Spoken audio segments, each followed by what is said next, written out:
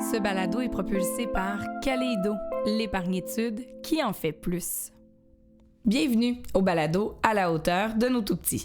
Je m'appelle Maggie Bélanger et cette semaine, j'ai beaucoup de questions pour deux nutritionnistes parce que je veux savoir comment pouvons-nous désamorcer des situations parfois avant même d'arriver à la table lorsqu'on veut présenter à nos enfants des aliments, si on veut, redoutés. Certains enfants diraient des aliments arc. Et vous savez, là, les aliments qui peuvent les déranger de par leur allure, peut-être un petit peu moins intéressante, leur odeur qui peut être forte, ou même leur texture qui peut être dérangeante au début. Nous, comme parents, souvent, on veut leur faire goûter un éventail d'aliments, mais c'est pas toujours facile. Alors, on va tenter d'avoir des trucs aujourd'hui, des astuces, des conseils. Et j'ai poussé la réflexion un petit peu plus loin à savoir, est-ce qu'on peut se permettre parfois de dissimuler certains aliments dans une galette, dans une boulette? Si nos enfants nous posent des questions, est-ce qu'on dit toujours la vérité? Par exemple, vous faites une croquette de poisson. D'habitude, ils veulent pas en manger. Mais là, ils la trouvent excellente. Puis ils vous disent, « Hey, les parents, est-ce que c'est une croquette de poulet? » On dit quoi? En 2022, est-ce qu'on a le droit de leur en passer une petite vite? Est-ce que c'est une bonne idée à long terme? Bref, ça fait partie des questions que je vais poser aujourd'hui à deux nutritionnistes, soit Mélanie Magnan, alias Nutrimini. Je le sais, vous l'adorez. Je suis très chanceuse qu'elle soit revenue pour la saison 2. Et également une autre nutritionniste que vous allez apprendre à découvrir, Andréane Dufour-Bouchard, qui est nutritionniste et chef de projet pour le groupe Équilibre. En fait, c'est un organisme à but non lucratif qui fait la promotion d'une saine image corporelle. Ce que l'on veut, là, c'est valoriser le fait que tous les corps sont beaux.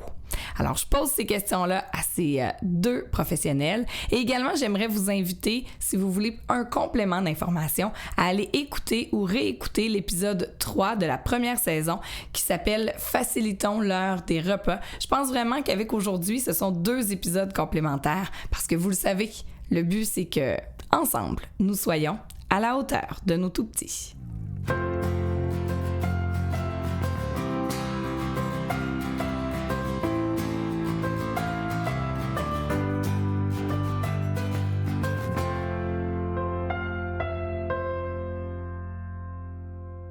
Bonjour mesdames, merci beaucoup d'être là. Aujourd'hui, c'est un sujet vraiment important pour moi parce que j'avoue qu'en tant que maman, parfois, quand je cuisine, je me dis comment ce repas-là va être reçu de mes enfants. J'ai un garçon donc de 2 ans, 4 ans, une fille de 6 ans et je ne sais pas si c'est en lien avec les sensibilités, vous allez me le dire, mais des fois, les aliments qui sentent fort, par exemple, je vais nommer asperges, choux de Bruxelles, poisson. Les aliments, des fois, qui ont une texture qui peut être différente. Exemple, asperge, c'est pas évident à mâcher quand on est petit de l'asperge. Chez nous, c'est pas un succès instantané. Est-ce que mes enfants sont normaux? Est-ce qu'on est dans une famille normale? Est-ce qu'il y a des critères que la science nous montre que, il y a des aliments qui sont peut-être plus longs à découvrir pour les enfants? Bien, j'aurais le goût de dire les légumes. Tu sais, c'est sûr que les légumes, en partant, ils ont un goût qui est un petit peu plus amer. Fait que c'est plus long à apprivoiser en partant qu'un aliment sucré là, pour lequel on aurait facilement, là, tu sais, que ce serait plus facilement accepté. Puis c'est sûr, tu sais, les odeurs qui vont venir déranger, évidemment, là, ça, c'est sûr aussi. Est-ce que les odeurs dérangent, même chez les enfants qui ne sont pas catégorisés ou étiquetés, j'aime pas ça, mais de hypersensibles? Parce qu'on parle beaucoup d'hypersensibilité, mais je veux dire, je sais pas moi, des œufs à la coque, ça sent fort pour tout le monde, là. J'aurais le goût d'avoir un ergo avec nous pour répondre vraiment à cette question-là de manière précise. Mais tu sais, je pense que si c'est des aliments qu'on n'est pas habitué de cuisiner dans la maison, puis on cuisine soudainement un poisson, puis on n'en mange jamais, c'est sûr que ça va venir un petit peu, ça va amener l'enfant à se questionner sur qu'est-ce qu'on mange. Ça sent étrange, un mode aussi de protection, là, de se dire ça sent pas bon, pourquoi j'aurais envie de manger cet aliment-là? Ça sent pas bon, j'ai pas envie de. OK. Mais là, j'aurais vraiment le goût d'avoir un ergo avec nous pour pousser plus le côté sensibilité. Là. Je pourrais poser la question, oui. Puis quand on mange aussi avec les sens beaucoup. Tu sais, des fois, les adultes, on oublie peut-être, on est peut-être occupé à penser à donner du lait à un, puis se préoccuper de l'autre, puis se lever, puis s'asseoir, puis manger de façon moins concentrée. Mais les enfants, eux, vont aussi bien être sensibles à ça. Tu tu sais, ça sent pas bon, c'est une drôle de couleur, tu sais, c'est comme un peu de l'inconnu. Puis je pense qu'aussi, ils ont un registre plus limité, tu sais, de connaissances puis d'exposition à une variété d'aliments. Donc ça aussi, tu sais, nous, si on se faisait inviter à un endroit ou dans un pays où c'est des choses qu'on mange pas jamais, qu'on n'a aucune idée c'est quoi, on aurait peut-être certaines réticences aussi. Fait que je pense que les enfants, c'est un peu ça aussi, tu sais, de travailler un peu l'exposition, les amener tranquillement à reconnaître ces aliments-là, dire oui, ça, tu connais pas ça, ou on l'a fait déjà dans telle recette, ou tu sais, d'avoir un petit peu cet élan-là de leur faire découvrir, ça peut aussi aider. Mais je pense qu'il y a certains aliments qui sont assez reconnus pour être impopulaires ou très populaires chez les enfants. Fait que je pense que c'est normal aussi, là. Je pense pas que c'est anormal dans ta famille, bien au contraire. OK. Mais justement, si on prend l'exemple des fruits de mer, on s'entend, ça peut avoir une odeur quand même assez forte, une texture qui peut être caoutchouteuse. Je pense à la crevette ou même le pétanque, s'il est beaucoup cuit, ça a une texture un peu caoutchouteuse. On le présente sur la table, ça amène là, les enfants, « Ah non, je veux pas goûter. » OK. Est-ce qu'on fait un deuxième plat? Disons, on va prendre l'exemple du repas au centre de la table. Est-ce qu'on fait un deuxième plat, une deuxième protéine, mettons, qui pourrait être sécurisante ou gagnante? Je sais pas, un poulet, par exemple. Ou est-ce qu'on dit, c'est correct si t'en manges pas, mais voici ce qu'on a. Il y a des fruits, des légumes. Comment on joue avec ça pour continuer à les exposer? Parce qu'on sait qu'un enfant, ça peut prendre plusieurs expositions avant qu'il accepte d'y goûter. Mais en même temps, on aimerait quand même s'assurer qu'il mange à sa faim. Bien, je pense à deux choses. La première chose, c'est oui, là, le repas au centre de la table, comme tu le nommes, là, c'est sûr que ça permet à l'enfant de se familiariser avec l'aliment sans qu'il soit obligé de le goûter. Moi, je nomme toujours qu'il faut faire attention de pas tomber dans le piège un peu du buffet chinois. Je veux pas avoir 50 options sur la table. Mais oui, si je mange un plat, par exemple, comme des tacos, où les crevettes se prêtent bien, mais je pourrais décider d'offrir 2 options. Il y aurait du poulet puis des crevettes, puis l'enfant pourrait choisir. Mais moi, j'aime que ce soit quand même le même repas qui est mangé sur la table, mais avec des petites variantes. Je trouve ça important, ça. OK, donc, par exemple, présenter un taco au poulet ou au bœuf et aussi d'avoir des crevettes. Donc, tout le monde mange des tacos, mais tu mets ce que tu veux à l'intérieur. Exact. Je trouve que ça l'enlève un petit peu de pression, là. Puis pour nous, on se le cachera pas, mais toujours faire 2 repas ou toujours faire 2 protéines, c'est long aussi. Absolument. Puis l'autre chose que j'aurais dit, c'est au niveau... tu sais, on peut encourager l'enfant à goûter, tu sais, on le force jamais, mais on peut aussi, tu sais, rappeler qu'il n'est pas obligé de goûter avec sa bouche, tu sais. Il peut... Aujourd'hui, pour lui, goûter, ça peut être de regarder l'aliment puis de le détailler, tu sais, prendre le temps de regarder à quoi il ressemble. Une autre journée, il peut avoir le goût de goûter avec son nez. Fait qu'est-ce qu'il sent, cet aliment-là, justement? Oh, tu sais, je trouve que ça sent fort. Ça va prendre peut-être quelques repas avant que je m'habitue. Un aliment qui ferait un drôle de bruit, un bruit croquant, goûter avec les oreilles. Fait que ça peut aussi amener l'enfant à le découvrir tranquillement, là, l'aliment. Ah, mais là, j'apprends quelque chose. C'est vrai, j'avais pas pensé. Laisser le droit, parce que souvent, on dit, on joue pas avec notre nourriture, mais justement, je sais pas, le pétanque, on peut le prendre, puis on peut essayer de l'ouvrir un plus gros, là, voir que, tu sais, il y a certains filaments à l'intérieur, tout ça. Donc, toi, tu favoriserais que les enfants touchent à la nourriture? Oui, la découverte par tous les sens, là. Puis c'est sûr, les doigts, absolument, là. Tu sais, souvent, moi, je vais dire aux parents, là, lâchez prise avec les ustensiles. Votre enfant n'a pas besoin de manger proprement. Quand il touche avec ses doigts, là, c'est tellement des points qu'on a fait parce qu'il est en train de vraiment découvrir l'aliment avec tous ses sens, là. Fait mais même nous, hein, tu sais, des bonnes côtes levées entre amis, c'est pas mal meilleur quand on mange ça avec nos mains que quand on mange ça avec notre fourchette, notre couteau, là. Ça fait partie du plaisir. Oui, c'est vrai. Puis j'ai envie d'ajouter aussi un complément à ce que tu dis, tu sais, effectivement, de faire toujours 2 repas, c'est compliqué. Ouais. Mais des fois, comme parents, on connaît les préférences puis les petits dédains de nos enfants. Fait que de prévoir aussi quelque chose dans le repas qu'on sait qu'il va aimer, qu'il va pouvoir manger aussi, tu sais, que ce soit des crudités, des morceaux de fromage pour mettre dans son taco, par exemple, même s'il n'aime pas les crevettes. Puis peut-être aussi d'avoir l'idée, quand on prépare un peu notre plan de qu'est-ce qu'on va manger pendant la semaine, de se faire plaisir puis de manger des choses qu'on aime comme parents, mais aussi de temps en temps, dans quelques repas, d'inclure des choses que nos différents enfants vont aimer. Comme ça, des fois, je sais qu'on a peur que les enfants mangent pas assez ou qu'on s'inquiète, mais les enfants ont mangé avant dans la journée d'autres repas, vont remanger le lendemain. Donc, même s'ils mangent pas tout le repas ou même s'il leur manque un peu de protéines, des fois, on suranalyse en termes de nutriments les aliments parce qu'on veut bien faire puis les faire grandir puis tout ça, mais c'est pas nécessairement grave non plus parce qu'ils vont se reprendre puis leur corps va s'équilibrer dans ses besoins là, au fil des jours aussi. Puis, on veut bien faire comme parents, les exposer à beaucoup de diversité. Je pense que maintenant, au niveau culinaire, hein, on est très ouvert, on va chercher des aliments d'un peu partout à travers le monde. Mais est-ce que c'est si grave que ça? Si notre enfant de 2, 3, 4, 5 ans, lui, il aime beaucoup, beaucoup le pâté chinois, le macaroni puis le spaghetti. Je veux dire, moi, je repense des fois à mon enfance. Puis, oui, il y avait autre chose que ça, mais j'en ai quand même mangé beaucoup et ça ne fait pas qu'aujourd'hui, je ne suis pas épicurienne et au contraire, moi, j'aime goûter à plein d'affaires, mais j'ai pas nécessairement été mise en contact avec la mangue ou les épices indiennes, par exemple, quand j'étais bébé, là. Mais je pense vraiment que oui, là, aujourd'hui, là, c'est complètement différent l'alimentation qu'on a versus auparavant. Puis c'est très challengeant pour les enfants parce qu'il faut que ça s'adapte à une tonne de nouveautés. Là, on va cuisiner des plats de plein de nationalités là, en même temps. Fait que c'est correct d'avoir nos classiques familiaux qui sont sécurisants puis de les servir sur une base régulière. Je vous ai vu une étude cette semaine qui passait qui disait qu'on avait à peu près une moyenne de comme 15 recettes, tu sais, qu'on fait en boucle puis qui reviennent. Puis c'est correct, c'est ça. Le jeu du spaghetti, c'est bon. Ça sécurise les enfants, puis je pense que c'est important d'en avoir puis d'intégrer au travers de ça un petit peu de nouveauté, mais de leur laisser aussi le temps de s'adapter à tous ces nouveaux aliments-là. Puis de ne pas oublier que c'est un enfant, une carotte en rondelle, une carotte en cube, puis une carotte en bâtonnet, pour lui, c'est pas un aliment, c'est 3 aliments différents. Fait que faut lui permettre d'avoir plusieurs expositions à ces aliments-là pour se familiariser, là.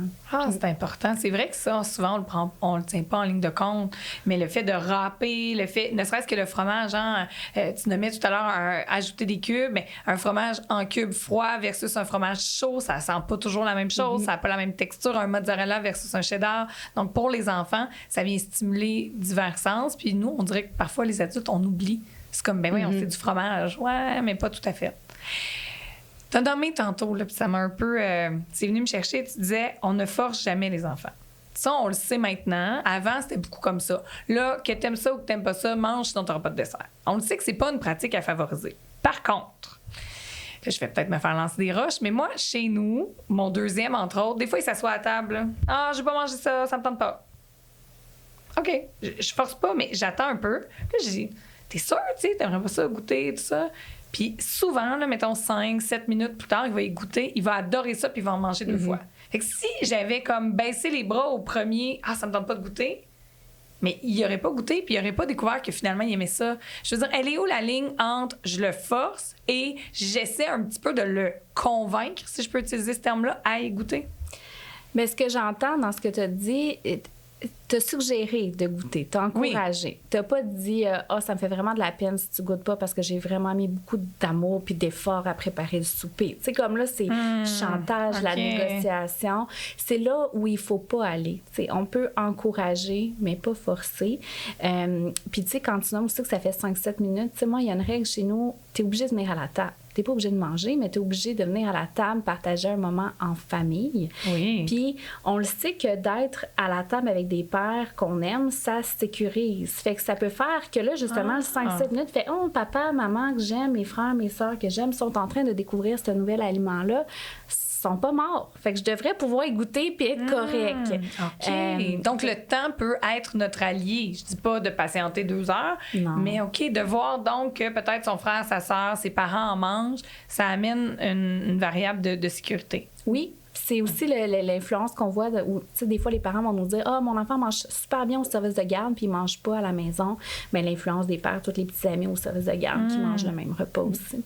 Puis des fois, l'enfant aussi, il n'a pas envie d'arrêter de jouer. Tu sais, c'est comme un petit peu sa limite de « je veux pas, ça me tente pas trop de venir manger. » Puis des fois, quand le temps passe, justement, ça permet un petit peu de donner envie de goûter ou finalement, là, ils ont faim ou ils voient que, comme tu disais, tu sais, je pense que l'ambiance au repas, c'est quelque chose qui me rejoint beaucoup aussi, là. Puis tu parlais tantôt des attentes. Tu sais, est-ce que c'est correct que nos enfants soient pas épicuriens? Tu sais, on pense beaucoup comme parents, encore là, en termes de nutriments, les aliments qui vont faire grandir nos enfants. Mais un autre volet qui est super important, qui contribue aussi au bagage qu'on veut leur transmettre, c'est toute l'ambiance du repas puis la relation avec les aliments. Puis je pense que c'est ça qui est le plus important selon moi parce que les connaissances, ils vont pouvoir les acquérir éventuellement au besoin, mais le fait d'aimer ça, venir s'asseoir, le fait de raconter sa journée, le fait de sentir que justement, ils seront pas forcés, puis de sentir qu'ils vont pouvoir manger à leur faim quand même parmi ce qu'il y a, puis de sentir qu'il y a des nouveaux aliments, puis qu'on se compte notre journée, puis que c'est plaisant le moment du repas, c'est ça sur le long terme qui est important. Puis je pense que des fois, on est très focusé sur le court terme. Oh mon Dieu, il a pas fini son assiette, il a pas mangé beaucoup aujourd'hui, il aime pas le brocoli,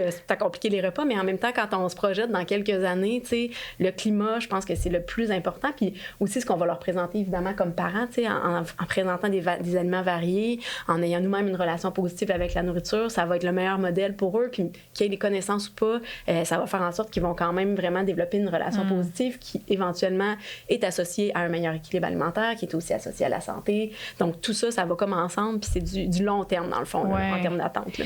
Mais quand tu parles justement d'ambiance à la table et de sécurité, est-ce que l'idée que soit les parents mangent plus tard, on voit ça des fois, hein, nos tout petits, ils reviennent de la garderie, ils ont faim, il est 5h05. Mais là, nous, on a dîné à 13h. Fait que nous, on souperait plus vers 19h. Essayez peut-être, dans notre routine familiale, de trouver une heure, soit leur donner une collation supplémentaire ou nous, essayer de dîner un petit peu plus tôt. Bref, pour trouver un moment afin qu'on mange tout le monde à la table. J'imagine vous favorisez pas le fait que les parents, peut-être le vendredi, samedi, ça peut arriver, là, mais se refassent un souper quand les enfants sont couchés à 20h. Moi, c'est toujours le point qui me rend mal à l'aise parce que je le dis dans mes formations à quel point c'est important d'essayer de prendre le repas en famille. Puis je le sais que pour des parents, c'est difficile. Surtout, je dirais, quand c'est leur premier enfant. Parce que, tu sais, ils sont comme pas rendus là où ils voient pas l'importance parce que c'est encore un très jeune enfant. Puis ils se disent, ben c'est correct.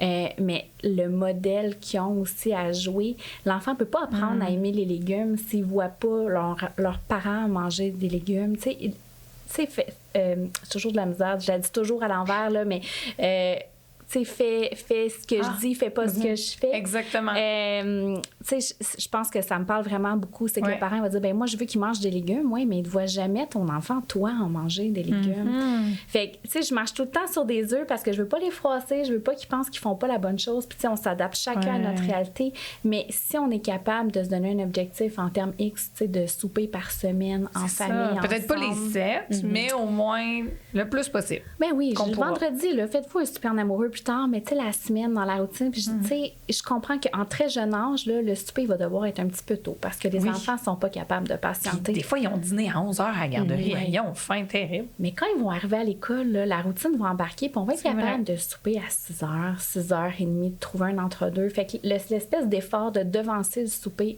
il est comme pour une petite période. Puis l'investissement, là, au niveau du retour pour ouvrir son répertoire alimentaire, là, il vaut la peine. Ça vaut la peine. Hein? Pour favoriser la découverte, est-ce que l'idée de présenter aussi les mets pourrait être intéressante? On parlait tantôt de diversité culturelle. Tu sais, je sais pas, mettons des tacos. On m'a expliqué que ça vient du Mexique. Puis parler un petit peu de l'histoire avant, pas nécessairement toujours à la table, mais présenter aux enfants ce qu'il y a à l'intérieur aussi. Bon, je trouve que le souper déconstruit au centre, ça aide déjà, mais peut-être même en parler quand on fait la planification pour la semaine ou quand on va à l'épicerie. Est-ce que ça, ce sont des facteurs qui peuvent amener nos enfants à avoir un peu plus envie de goûter? Bien, tous les moments à l'extérieur du repas, moi, je pense que c'est les moments qu'on doit le plus utiliser parce que les enfants ressentent une certaine pression quand même au moment du repas, normalement, ce qu'ils n'ont pas à l'extérieur des repas. Fait que ce soit des albums jeunesse, tu sais, vraiment lire une histoire où il n'y a pas de morale là, d'aliments, justement, où on est vraiment dans le plaisir, tu sais. Je pense le livre « Les dragons adorent les tacos », tu sais, on a fait des tacos la semaine dernière, puis mon plus jeune est allé chercher le livre. C'est pas un livre de recettes, mais il regardait les photos, puis « Ah, papa, t'as-tu mis des poivrons? T'as-tu mis du fromage? » Donc, tu sais, vraiment d'utiliser ces moments-là, l'épicerie, puis effectivement, si on a un mets spécial, ça peut être intéressant d'expliquer là, la provenance. Si on fait une nouvelle soupe asiatique à la maison, là, moi, j'ai couru après des feuilles de limier que moi-même, j'avais jamais achetées, mais de le montrer aux enfants. Jamais acheté ça. Pour leur faire... oui. Dans les Laurentides, on les cherche. Ben oui, c'est pas toujours évident à trouver, mais oui, c'est une bonne idée, effectivement. Oui. Tu sais, des bricolages avec des circulaires, tu sais, juste des choses pour leur faire toucher, tu sais, leur faire découvrir, leur montrer des fruits à l'épicerie, les amener faire l'épicerie. Je sais que des fois, c'est pas toujours évident, ça dépend des contextes, mais c'est une belle sortie. Oui, puis ils peuvent choisir des choses, choisir les pommes, mettre-les dans le sac avec moi, prépare, mets les petites choses sur le panier, sur le petit tapis pour faire payer à la caisse et tout ça. Donc, c'est toutes des manières, oui. Puis moi, je trouve que c'est intéressant d'aller au-delà juste du nutriment puis de l'aliment, encore là, de présenter la provenance, la culture, l'histoire associée. C'est intéressant aussi d'inventer des histoires autour des aliments. Tu sais, c'est comme une autre manière d'avoir du plaisir puis de créer une espèce d'environnement positif autour de la nourriture. Là. C'est une très bonne idée. Puis je sais que chez nous, les plats principaux, des fois, entre autres avec ma plus vieille, c'est un petit peu difficile. Donc là, ce que j'ai fait la dernière fois, vous me direz que c'était une bonne idée, mais j'ai pris un livre de recettes, pour ne pas dire le tien, Mélanie. Et là, elle a ouvert... moi, je l'avais amené à la section, là, idéalement, les plats qu'on fait le soir puis qu'on peut, après ça, refaire en lunch. Puis je lui ai dit, regarde, il y a plusieurs recettes, feuille le livre, puis dis-moi lesquels t'aimerais que maman essaie. Finalement, elle m'est revenue avec une barre tendre. Je suis comme, ouais, excellente idée, on va la faire aussi. Mais là, je parlais d'un repas. On peut pas manger que des barres tendres. Mais au début, elle était pas sûre. Puis là, elle a pris le temps de regarder. Puis là, elle me dit, telle chose, penses-tu que... Finalement, on a fait une recette. On a modifié un ingrédient. Elle était super contente. Elle était fière même de dire à l'école que c'était son choix. J'avais l'impression que ça la valorisait de s'impliquer dans le processus. Mais c'est tellement important de leur apprendre à cuisiner puis de les impliquer. Tu sais, quand on parle, là, faire de l'enseignement nutritionnel aux enfants, ça n'a pas d'impact à long terme sur le développement de leurs bonnes habitudes alimentaires. Tu sais, ce qui compte, c'est justement de leur apprendre à cuisiner, qu'ils sachent qu'est-ce qu'on a dans un garde-manger à la maison, comment qu'on fait des muffins, tu sais, justement. Fait que ça, là, d'apprendre ces bases-là le plus jeune possible, là, je pense que c'est vraiment ce qui va être le plus gagnant à long terme. OK. Et là, je ne veux pas taper sur la tête de personne parce que, en tout cas, je plaide coupable, ça m'est déjà arrivé, mais je veux savoir, je ne suis pas certaine que c'est des tactiques à privilégier, donc comment on pourrait faire, mais si on sait que certains aliments vont être moins appréciés, prenons l'exemple du brocoli, est-ce que ça peut être une bonne idée de l'intégrer à des galettes de légumes ou de le coincer dans une boulette de viande pour pas trop que ça rende compte? J'avais ça un peu cacher les aliments que l'on redoute. C'est une bonne idée ou c'est pas une bonne idée? Ben moi, je dirais pas dans la cachette, mais ça se peut qu'un enfant aime mieux un brocoli cru, un brocoli cuit, un brocoli en petits morceaux. Donc, de l'essayer sous différentes formes, je le présenterai plus dans cet angle-là, sans nécessairement le cacher. Mais si l'enfant dit est-ce qu'il y a du brocoli là-dedans, on dira pas non, c'est des aspirants. Non, ça marchera pas avec ça non plus, mais tu sais, de dire la vérité parce que c'est important que l'enfant puisse savoir que quand il mange quelque chose, ben c'est ça, il sait ce qu'il y a dedans, puis qu'il y a une confiance aussi par rapport à ce qui est dans les aliments. Puis je posais la question à ma fille de 5 ans, justement, avant de venir à l'émission. Je disais, je m'en vais parler d'alimentation pour aider les enfants des fois, tu sais, qui ont envie de manger moins certains aliments, à manger plus. Puis je disais, qu'est-ce que tu penses de ça, toi, par exemple, si au lieu de dire que c'est des croquettes de poisson, ben on dit que c'est du poulet. Elle dit, ben non, parce que les gens, ils vont le manger, les enfants, ils vont le manger, puis là, ils aimeront pas ça. Mais tu sais, c'était toute sa petite réponse toute spontanée, mais c'est vrai, tu sais, si tu penses que tu vas manger quelque chose, finalement, c'est pas ça, puis que t'aimes pas ça, ça te donnera plus envie de goûter après non plus. Donc, d'être honnête, puis d'assumer qu'à un moment donné, tu sais, le plaisir va venir, l'enfant va découvrir ça, puis que peut-être qu'il va l'aimer sous différentes formes, puis de le dire à l'enfant aussi, tu sais, ça se peut que toi, t'aimes pas le brocoli cuit, mais peut-être que tu l'aimes dans les croquettes, tu sais, tu peux goûter si tu veux, puis tu me diras ce que t'en penses, tu sais, fait que de le présenter un peu comme ça, ben ça fait en sorte que l'enfant sait toujours un peu à quoi s'attendre, puis qu'éventuellement, peut-être qu'il va l'aimer aussi. D'aimer quelque chose et de pas l'aimer sous une autre forme. Exact. OK. Donc, ouais, c'est ça, tu as amené l'exemple aussi. Bon, en vieillissant, je pense chez nous, ça passerait pas parce qu'une croquette de poulet dans le four puis une croquette de poisson, ça n'a pas la même odeur. Fait que déjà, moi, je pourrais pas les berner à ce niveau-là. Mais de mentir, des fois, de dire justement quelque chose qui a une chair blanche, de faire croire que c'est du poulet au lieu du poisson, des choses comme ça, c'est pas l'idéal. Parce que j'imagine si l'enfant se rend compte qu'on ment, est-ce qu'après, ça peut le rendre encore plus méfiant à découvrir? Bien, absolument. Moi, l'exemple que je donne toujours quand je donne des formations, c'est ma mère, là, en jeune âge. Puis je t'aime d'amour, maman. Mais elle m'avait donné une crème de champignons, puis elle savait que j'aimais pas les champignons, puis elle m'avait dit que c'était une crème de poulet. Puis tout le souper, j'ai dit que la soupe goûtait bizarre. Mais je l'ai mangée. Ça goûtait pas le poulet. Bizarre. Puis à la fin du souper, elle me dit « Ah ah, c'était une crème de champignons. » Tu sais, fait qu'aujourd'hui, l'exemple que je donne, c'est que j'en mange toujours pas des champignons parce qu'après, j'ai clairement pas revoulu goûter à l'aliment puis j'étais méfiante. Fait que c'est le risque d'augmenter la sélectivité puis la méfiance. Tu sais, le camouflage, ça peut marcher à court terme, mais pas à long terme. Parce que aussi, l'aliment, tu sais, comme tu disais, c'est qu'on le voit pas sous sa vraie forme. Fait qu'on n'apprend pas à se familiariser avec, on n'apprend pas à le reconnaître. Fait que c'est pas parce que il y avait des brocolis en purée dans mes boulettes que j'aime le brocoli. Et si tu m'en mets dans mon assiette, j'en mangerai pas plus, tu sais. Fait que, tu sais, il faut peut-être s'enlever la petite inquiétude comme parent que notre enfant manque de nutriments, puis se demander, mais qu'est-ce qui me pousse à vouloir cacher plein de légumes dans les boulettes, là, tu sais? C'est quoi mon inquiétude? C'est qu'il manque de nutriments. Ah, il en manquera pas de nutriments. Tout est correct. Il mange des fruits, il mange tonnes d'autres aliments, s'il mange variés, puis que le médecin n'a pas d'inquiétude, c'est sûr qu'il couvre ses besoins nutritionnels. Fait que c'est juste peut-être pas la meilleure stratégie. Non, hein? Et pour conclure, est-ce qu'on pourrait dire que, étant élevé pour la plupart, je peux pas généraliser, mais pour plusieurs, avec encore là la culture des diètes, de calculer, de compter les protéines, les lipides, les glucides, puis là, on veut être sûr justement de pas en manquer. Ça nous amène à avoir des attentes envers nos enfants. Hein. Des fois, ils arrivent pour souper, puis ils n'ont juste pas envie de souper. Puis là, on est comme paniqués, mais on oublie que finalement, ils avaient mangé 3 rôtis au déjeuner, parce que c'est là qu'ils avaient vraiment faim. Donc, de peut-être changer nos lunettes, nos attentes envers la présence d'aliments au repas et surtout la fameuse quantité de repas d'aliments ingérés? Moi, j'aurais le goût de dire leur faire confiance. Tu sais, lâcher prise sur le contrôle parce que le contrôle de la quantité leur appartient vraiment. Puis nous, on veut pas venir interférer avec leurs petits signaux internes. Fait que d'apprendre à leur faire confiance. Je seconde. Puis en fait, les enfants aussi ont des poussées de croissance, grandissent à leur rythme, bougent, puis ça peut influencer leurs besoins. Donc, c'est normal qu'un enfant, des fois, mange beaucoup. C'est normal, des fois, qu'un enfant mange moins, que chaque enfant mange à sa façon aussi. Donc, on dirait que les adultes, on est bien régulés dans des portions. Puis justement, comme tu disais, la culture des diètes, puis des quantités, puis des nutriments, mais il faut laisser les enfants, justement, respecter leurs signaux, comme tu disais. Puis je pense que c'est le plus beau cadeau qu'on peut leur faire, de les aider à préserver ça, même si c'est difficile comme parents pour nous des fois, mais effectivement, de lâcher prise là-dessus puis de leur faire confiance.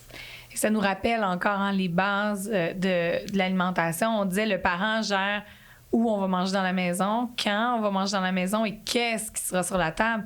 Mais c'est l'enfant qui va décider le combien et s'il mange ou s'il mange pas. Puis ça, il faut apprendre à respecter ça. Oh, lâche en prise. C'est un mot qui revient souvent. Bonne chance, c'est pas toujours évident. Puis je pense qu'il faut pas se taper sur la tête. Si on y arrive la majorité du temps, tant mieux. Puis c'est sûr qu'il y a des journées où on est peut-être un petit peu plus fatigué, mais garde. Essayons juste peut-être de prendre un pas de recul. Hein? Ce serait déjà une belle première étape. Ouais. Merci beaucoup, mesdames.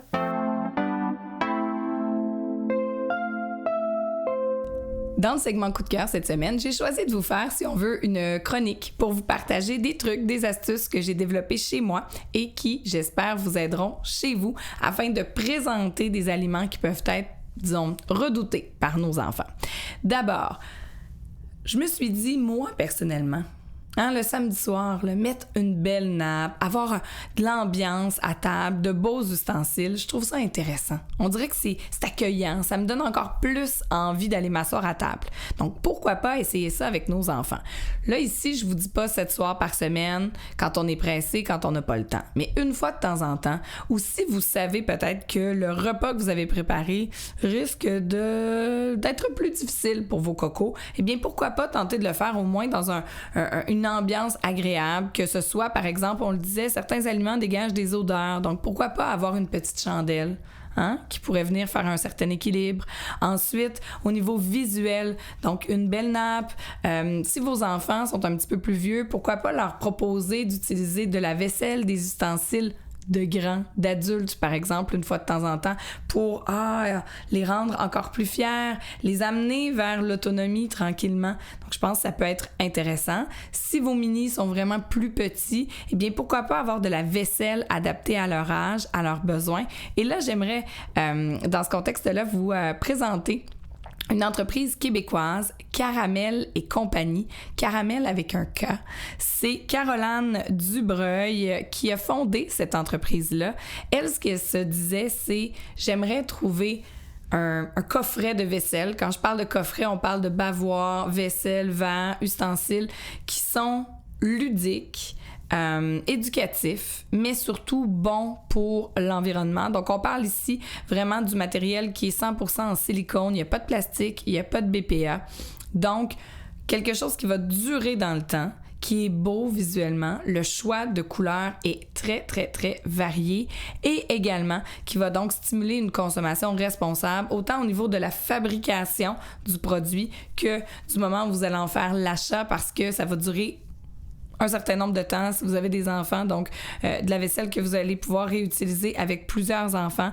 Je vais mettre le lien sous l'émission, mais je vous invite vraiment à aller voir le site Caramel et compagnie. Je sais que c'est pas le sujet d'aujourd'hui, mais moi, ce qui m'intéressait aussi, c'était leur jeu de bain. Jeu de bain en silicone, donc qu'on peut facilement nettoyer, ce qui évite les moisissures. Vraiment, je vous invite à aller jeter un œil.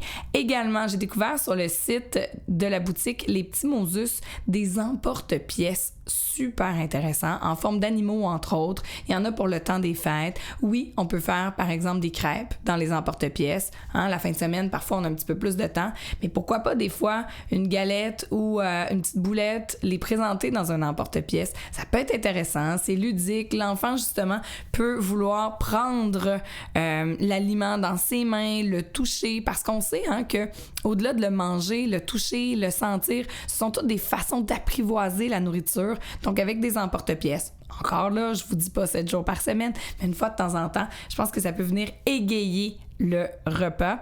Et sinon, autre truc que j'ai développé à la maison, Je sors mes livres de recettes et j'amène les enfants à choisir au moins un repas durant la semaine, à feuilleter, à voir qu'est-ce qu'ils peuvent aimer. Bon, pour ceux qui ont la dent sucrée, je leur dis, OK, une recette sucrée, mais je les invite à choisir aussi une recette salée. Vraiment juste pour les amener à réfléchir à ce qu'ils ont envie de manger.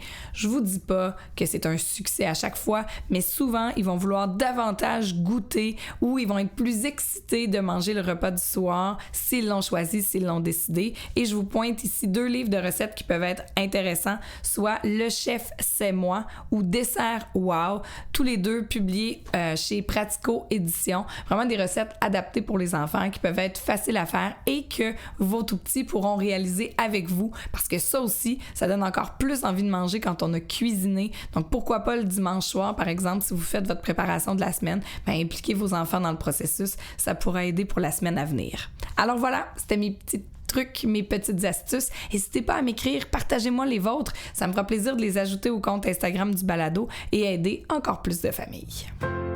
Et voilà, c'est ce qui complète cet épisode. Merci à vous de nous écouter en si grand nombre à chaque semaine. Et n'hésitez pas à vous abonner à notre page Facebook ou notre compte Instagram à la hauteur de nos tout-petits. Également, si vous nous écoutez via YouTube, prenez quelques secondes pour nous mettre un beau petit pouce en l'air, un commentaire. Vous pouvez m'écrire en privé aussi si vous souhaitez me partager des idées de sujets, par exemple. Ça me fait toujours plaisir de vous lire et je vais certainement vous répondre. Merci à mes 2 invités aujourd'hui. Mélanie Magnan, nutritionniste, autrice également du livre Boîte à lunch 1 et 2, disponible aux éditions Pratico. Également, vous pouvez suivre son travail sur son site nutrimini.com. Il y a également Andréane Dufour-Bouchard, qui est nutritionniste pour le Groupe Équilibre. Groupe Équilibre, vous pouvez aller les suivre sur les réseaux sociaux, vraiment là pour la promotion d'une saine image corporelle. Ils vous donnent des trucs, des astuces, puis c'est jamais culpabilisant. Alors, c'est toujours intéressant à aller voir. Également, merci tout particulier à Sylvain Berger-Thibault du Studio 706 pour le montage et la musique originale. Merci à Kaleido de nous appuyer encore une fois pour la saison 2. Et moi, je m'appelle Maggie Bélanger et ça me fait toujours plaisir de vous jaser ça chaque semaine parce que c'est ensemble qu'on peut être à la hauteur de nos tout-petits.